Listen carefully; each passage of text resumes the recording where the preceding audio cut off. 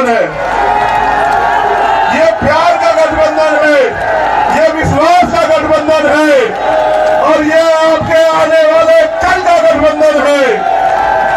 आप सभी की जय हो, जय भीम।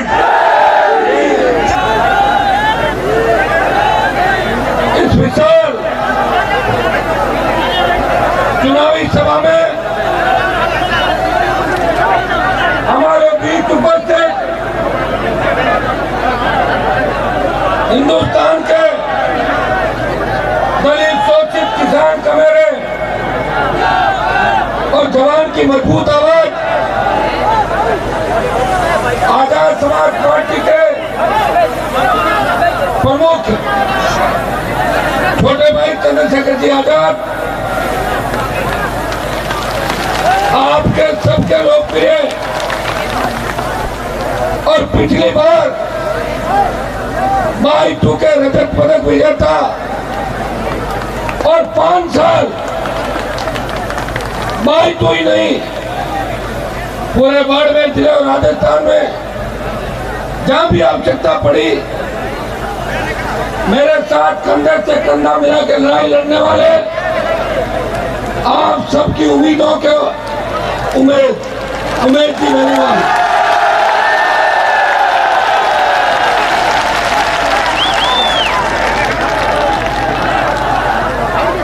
हमारे बीच मुस्लिम समाज से हमेशा पार्टी को मजबूती देने वाले हाजी मूसे खान साहब,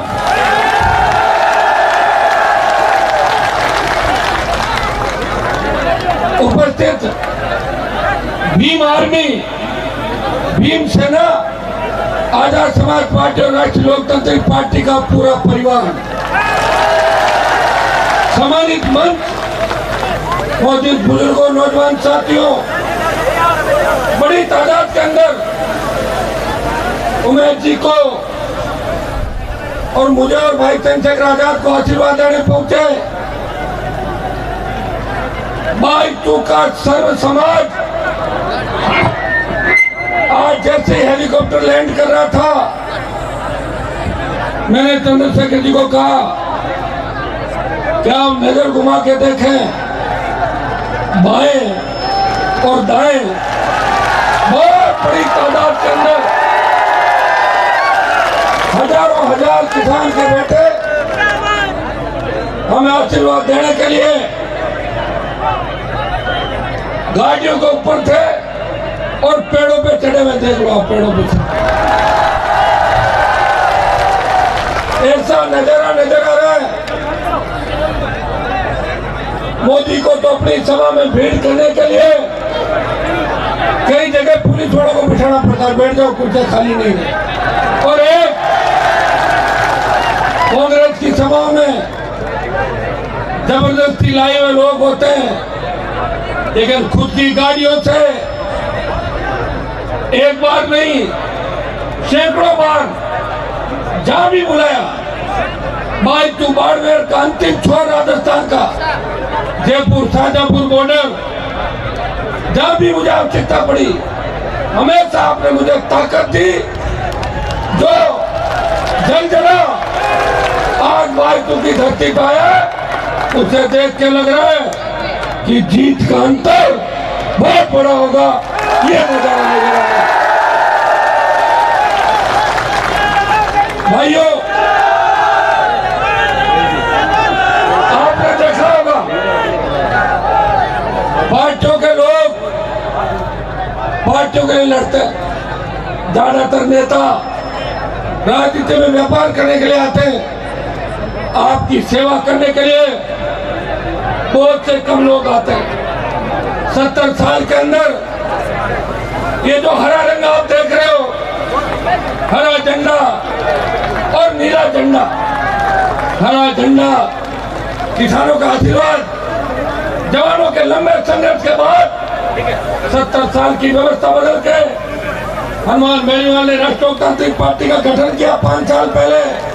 और उस वक्त आपने कहा था हनुमान जी इस पार्टी परिवार को आगे बढ़ाएंगे, आप लड़ाई लड़ो, आप थकना मत। मैं थकता था, बाड़मेर के किसी कोने से आवाज आती थी, हिम्मत रखो, गहलोत की आखिर भ्रष्टाचार करने डूबी सरकार को उखाड़ के फेंक देंगे, भारतीय जनता पार्टी को उखाड़ के फेंक देंगे, एक दिन आपको सत्ता के सिंहासन पर बिठाएंगे।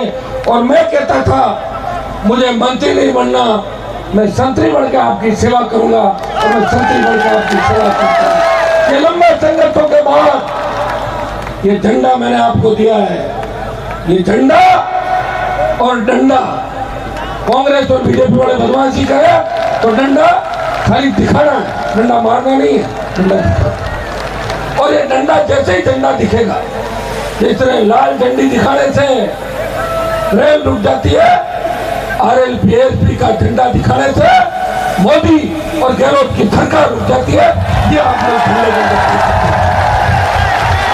भाइयों, जब राजस्थान के अंदर बोतल बहुत बदनाम हो गई थी 3 से 18 के कार्यकाल के अंदर, तब राजस्थान की बोतल को लोग कहते थे कि राजस्थान में तो हर जगह शराब है, और राजस्थान की मुख्यमंत्री हर समय शराब के नशे में चूर रहती है। उस समय भाषण दिए जाते थे, देश के कोनों कोनों के अंदर ये नारे लगते थे, 8 PM नो CM, सूर्य अस्त वसुंधरा मस्त, ये नारे राजस्थान के अंदर लगते थे।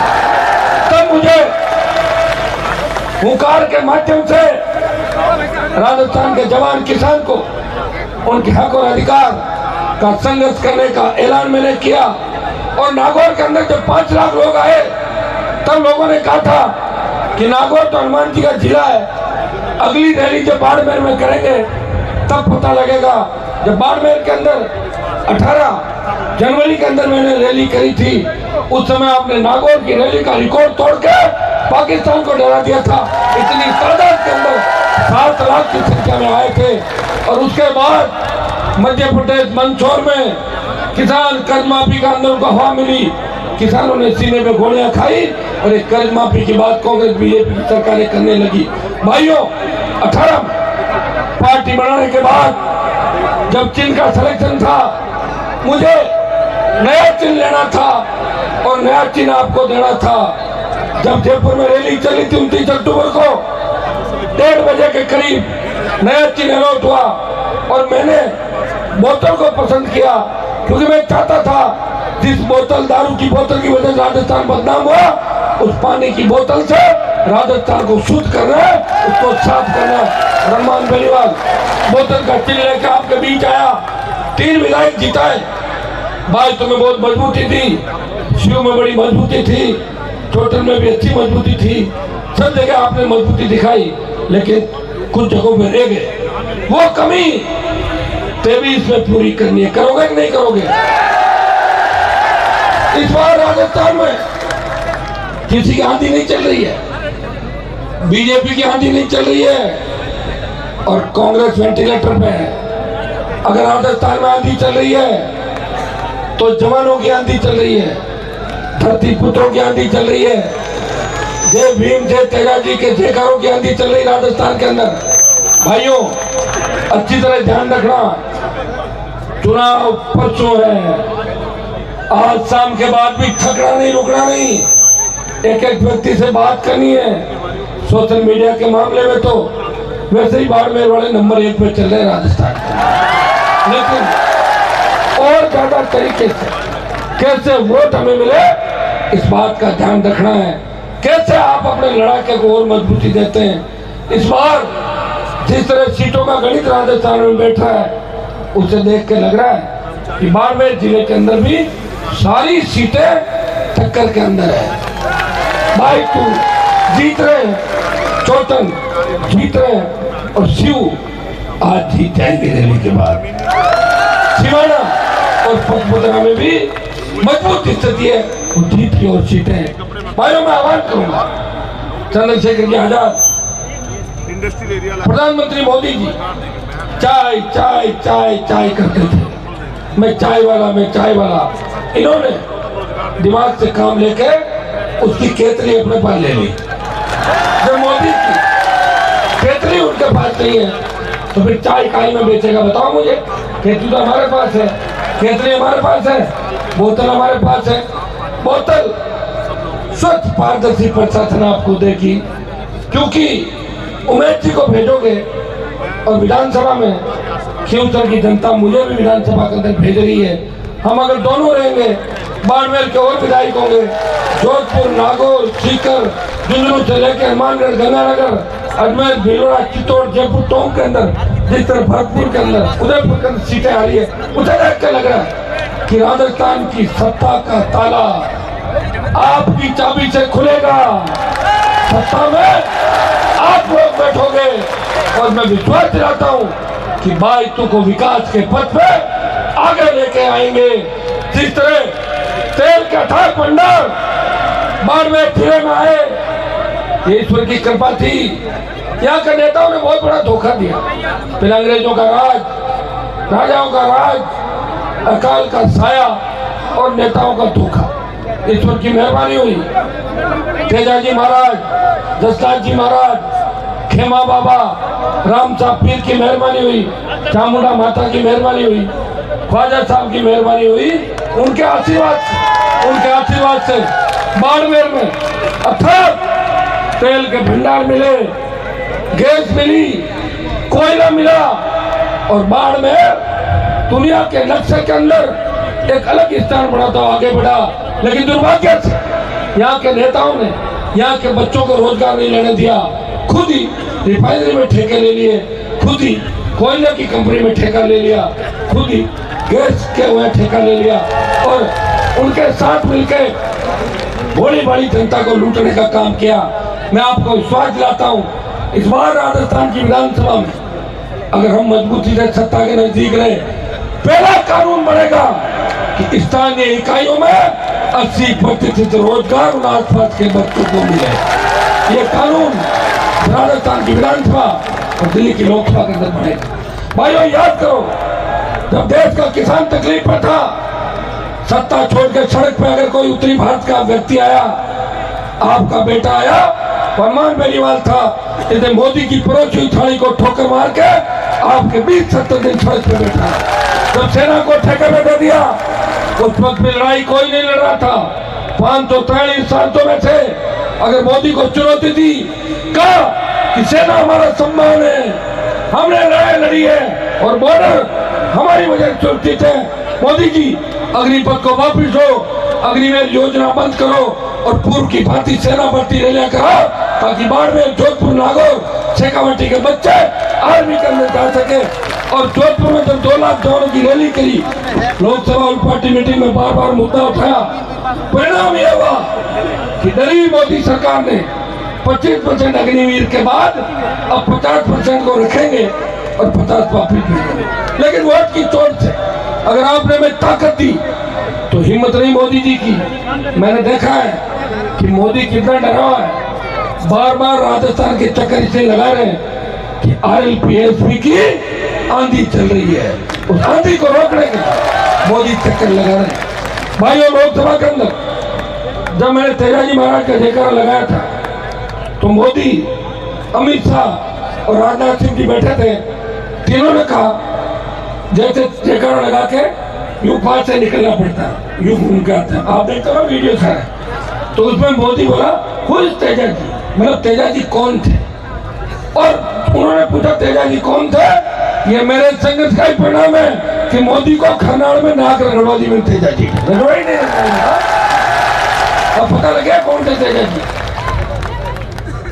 3 नंबर पे तो ठीक है, उसको तो और 3 नंबर पे डालो और बच्चे को उधर RLP की तरफ लेके वो मोटू RLPSP की तरफ। मैं पुणे आज बहुत बड़ी रैलियां है, 5:30 के 5:15 के बाद हेलीकॉप्टर उड़ता है। इसका जुगाड़ भी बड़ी मुश्किल से हुआ है, सिंगल इंजन का हेलीकॉप्टर है, सारे डबल इंजन के हेलीकॉप्टर मोदी जी ने ले लिया और बच्चे में राहुल गांधी और अशोक गहलोत ने ले लिया। हमारे पास तो यही हेलीकॉप्टर है, ये हमें उड़ाता रहता है।